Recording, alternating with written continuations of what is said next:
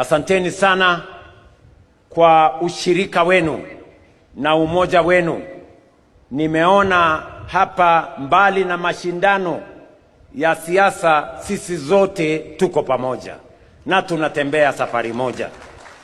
Na mimi nataka niwahakikishie ya kwamba tukienda mbele, mipango yote ya serikali ambayo tunafanya, kaunti ya Narok itakuwa katikati ya mipango haya.